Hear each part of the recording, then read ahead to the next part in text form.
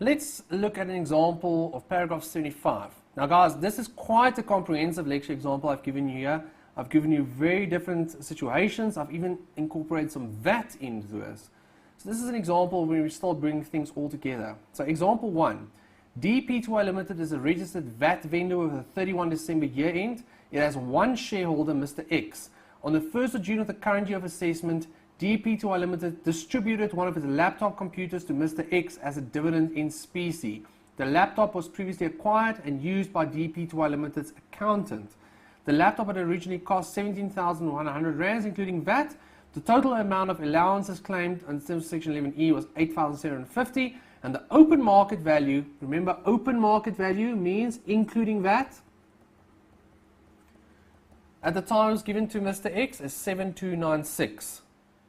Then you are required to A. Indicate what the VAT implications of the dividend in specie will be for DP2I Limited.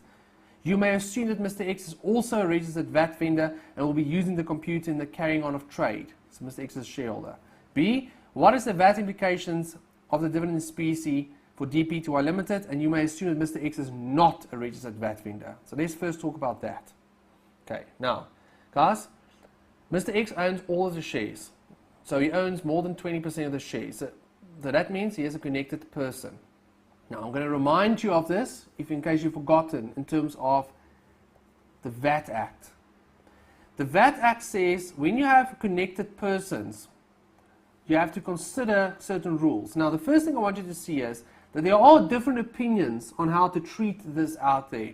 And you can go and do a little bit of research on SAICA's websites and so on, look at past articles. There are different schools of thought.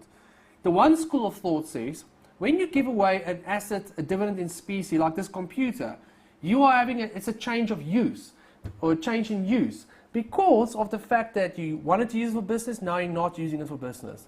And personally, that's what I prefer. I subscribe to that as well. However, there are other opinions out there that says, if you give away a dividend in specie, Section 1023 of the VAT Act tells you that you've given it away for 0 rands and the VAT should be 0 rands. And this is the approach that your university follows and a number of people out there as well. So this is what we're looking at. So ignore my change in use. I don't want you to think about it.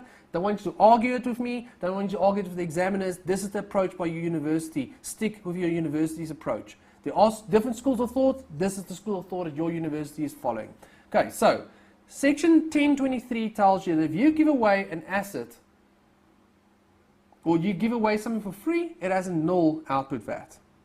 But, so I'm going to just quickly show you. So in situation A, you would say that there's 0. But now, I want you to just see quickly here. Section 10.4 of the VAT Act can override that section. Section 10.4 of the VAT Act is a section that applies to connected persons. And what does that section say? Can you remember? That section says, you must look at the person who is getting the asset. Right? In this case, Mr. X. And you need to ask yourself, if Mr. X had purchased this from the company, would Mr. X have been able to claim 100% of the input VAT? If he was allowed to claim 100% of the input VAT, then we don't do any special adjustment and we just apply the Act as it is.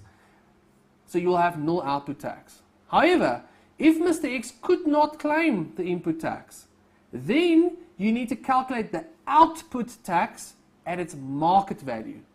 So, let me explain. So in A, could Mr. A, or Mr. X in this case, claim 100% of the input VAT if it had purchased this asset? The answer is yes, because Mr. X is a registered VAT vendor and will be using it in his trade. So, Mr. X would have been able to claim it. So that would then say is there is no Section 10.4 application in this case. So the output tax is 0. B. What happens in B? Now he's not a VAT vendor. So would he have been able to claim the VAT if he bought it? No. So that means we will have to apply Section 10.4, which says calculated on the open market value. So the output tax is calculated on the open market value. So make sure that you remember this from VAT. Go back and revise VAT if you need to. Okay, then C. Indicate if there are any dividends tax implications on the distribution of the dividend in specie and assume that the output tax was raised as per situation B. Okay. Will there be any dividends tax implications, guys? Yes. It's a dividend in specie. so it must be calculated on the market value. Important here, because we could claim the VAT, I want you to pay attention to that. The VAT gets excluded. D. What is the income tax implications? The income tax, not dividends tax, for DP2I Limited. Okay, so what is DP2I Limited doing? DP2I Limited had a computer and it used it in the production of income, and now it's giving that computer away. So that's a disposal of an asset. Paragraph 75 plus section 84K tells us that we need to calculate recoupments and capital gains as if this asset was sold at its market value. So if I take you to the calculation, cost less allowances gives us our tax value.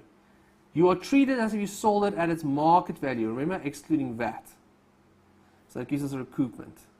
Right? And we calculate our capital gain. Capital gain, you're treated as if you sold it at its market value, excluding VAT, minus the recoupment, and there we go.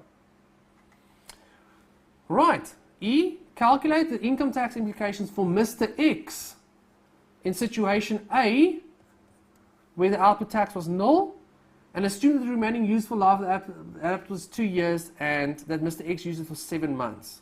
Okay, so now we are looking at the person who is receiving it. So Mr. X received, make sure you see here, a dividend of 7296. That includes VAT. Why? Because what was the VAT? Remember they said we must use situation A. Yeah. In situation A, the output tax was null. So the amount that he includes is 7296 minus null. That's fully exempt. That is then treated as if that was the amount incurred for the calculation of section 11E. So remaining life of 2 years, 7 months used. Okay, compare that now to F. In situation F, they say calculate the income tax implications for Mr. X. In situation B, where there was output tax of 952. Okay, so look here, dividend received 7296 minus 952. So E and F are basically the same situation. The difference is here Mr. X is a vendor, and here Mr. X is not a vendor.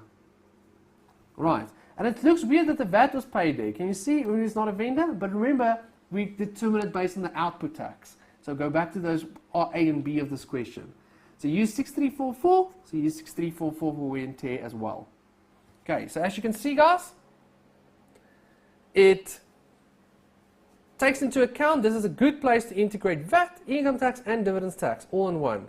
And on this note, also whilst I'm here, when we're looking at dividends tax, please remember with dividends tax that dividends tax is separate from income tax. You don't include it as part of your calculation, shown separately on its own separate heading.